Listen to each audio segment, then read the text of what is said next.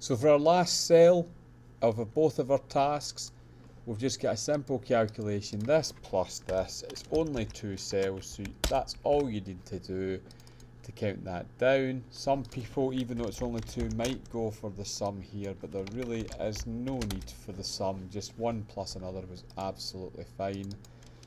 But this is the point where it's the most important point, and it's the end. You want to make sure you print this both in formula view and value view. You want to make sure all your printouts at this stage are ready. You might be right at the end of your time, but you still have print time, and it's where you need to meticulously check one after the other to make sure that every value view has an accompanying formula view, every formula view has an accompanying value view. You've not added any printouts to your stack you're handing in that have got mistakes on them, because they will be counted. You're not adding any printouts to your stack that have no work by you on it. Like for example, this salary sheet, there was nothing on here that you did at all, so there is no need to print that out. Okay, you leave things like that out, it could lose you a print mark. Now, long lists like this, when you're printing them out, can look very small, so you can make life easier. You want to make sure you get it all on one page. So if you printed it here, you see it's not all on one page, it's across three. We use our scaling. So our scaling fit print on one sheet, and it has made it very small, but it does all fit on one sheet.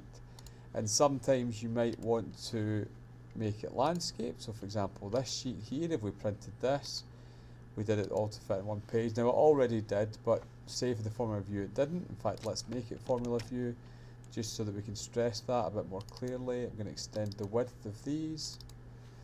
As you go file and print, it's in portrait, and that's fine, you can see it all, but if you make it landscape, you'll be a marker's best friend, as it will be a little bit bigger and a little bit easier to read.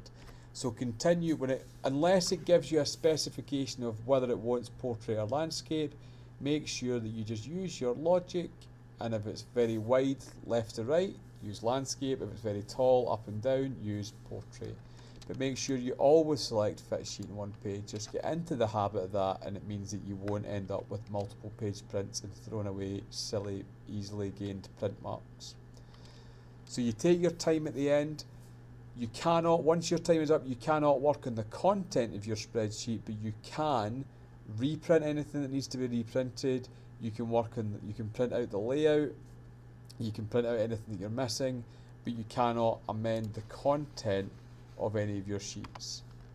So use the print time wisely at the end, but do not rely upon it, because you will want to print out as you go.